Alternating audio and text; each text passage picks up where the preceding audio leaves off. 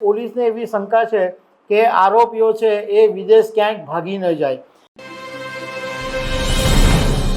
વસંત ગજેરા અને ગજેરા બંધુઓની સામેનો અત્યારે જે કેસ ચાલી રહ્યો છે એમાં ઇકોસેલે એફઆઈઆર નોંધી ગુજરાત હાઈકોર્ટના કહેવાથી અને હવે તપાસ ચાલુ છે। એવા સમયે ઘણા બધા મીડિયાની અંદર એવા અહેવાલો જાહેર થયા છે કે પોલીસે એક લુકઆઉટ સર્ક્યુલર જારી કર્યો છે, કારણ કે પોલીસને એવી શંકા છે કે આરોપીઓ છે એ વિદેશ ક્યાંક ભાગી ન જાય। તો આના વિશે હું તમારી સાથે વાત કરીશ। મારું નામ રાજેશ શાહ છે અને તમે જોઈ રહ્યા છો ગુજરાતના સૌથી મોટા ડિજિટલ ન્યૂઝ પ્લેટફોર્મ ખબરછે.com। શાંતિ રેસિડેન્સી પ્રાઇવેટ લિમિટેડના ભાગીદાર પ્રવીણ અગ્રવાલ કે જેમણે વસંત ગજેરા અને એમના ભાઈઓની સામે એક એફઆઈઆર કરી છે અને ગુજરાત હાઈકોર્ટે આદેશ આપ્યો હતો સુરત પોલીસને કે આ એફઆઈઆર નોંધવામાં આવે। તો સુરતમાં ઇકોસેલ દ્વારા આ એફઆઈઆર નોંધવામાં આવી છે અને આની અંદર એવો આરોપ છે કે મિલેનિયમ 2 અને મિલેનિયમ 4ની લગભગ 538 જેટલી જે દુકાનો હતી એ દુકાનો વેચીને એમાંથી 1928 કરોડ રૂપિયા જેટલી મોટી રકમ રોકડમાં મેળવી અને એ વિદેશ મોકલી અને પાછી એ રકમ ચેકથી એટલે એક નંબરમાં પાછી અહીંયા આગળ મોકલવામાં આવી। અને પ્રવીણ ભૂતે ફરિયાદની અંદર એવું કીધું છે કે એમનો શાંતિ રેસિડેન્સીમાં 43% શેર હતો, પરંતુ બોગસ સહીઓ કરી અને રાજીનામું બતાવી અને જે હિસ્સો છે એ 43% ઘટાડીને 4.02% કરી નાખ્યો।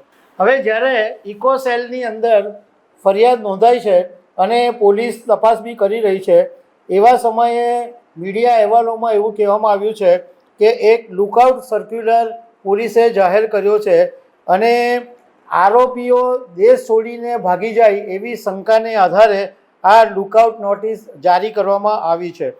અને આ જે લુકઆઉટ નોટિસ છે એ વસંત ગજેરા, ચુની ગજેરા, અશોક ગજેરા, બકુલ ગજેરા, આ બધા વસંત ગજેરાના ભાઈઓ છે અને એક ભત્રીજો છે રાકેશ ગજેરા।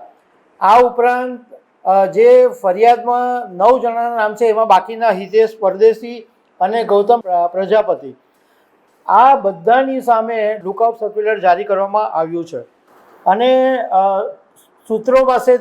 પોલીસ સૂત્રો પાસેથી એવું પણ જાણવા મળ્યું છે કે તમામ આરોપીઓ છે એમના ફોન સ્વિચ ઓફ આવે છે અને જેટલી શક્ય જગ્યાઓ છે ત્યાં શક્ય તમામ જગ્યાઓ પર તપાસ કરવામાં આવી છે અને એમ છતાં આ બધા આરોપીઓ અત્યારે મળી આવ્યા નથી અને એટલા માટે લુકઆઉટ સર્ક્યુલર નોટિસ જારી કરવામાં આવી છે।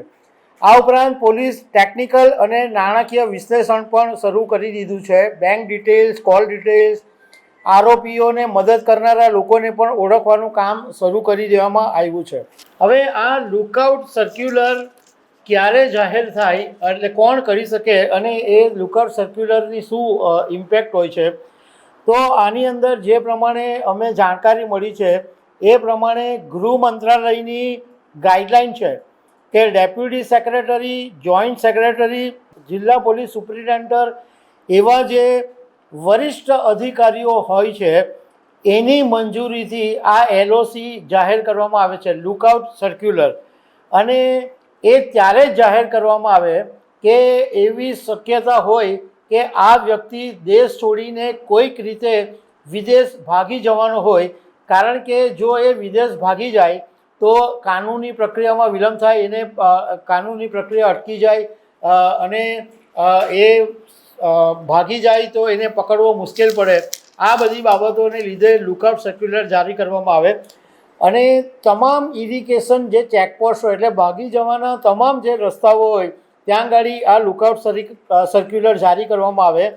જેમ કે એરપોર્ટ ઉપર, સી પોર્ટ ઉપર, બોર્ડર ઉપર દરેક જગ્યાએ આ લુકઆઉટ સર્ક્યુલર જાહેર, એટલે ધારો કે એરપોર્ટ ઉપર આરોપીઓ જાય તો તરત જ એલર્ટ મળી જાય કે આ લોકો આ એરપોર્ટ પર આવેલા છે, તો એ ભાગે એ પહેલાં એમની ધરપકડ થઈ શકે, એના માટે આ એલઓસી જાહેર કરવામાં આવે છે।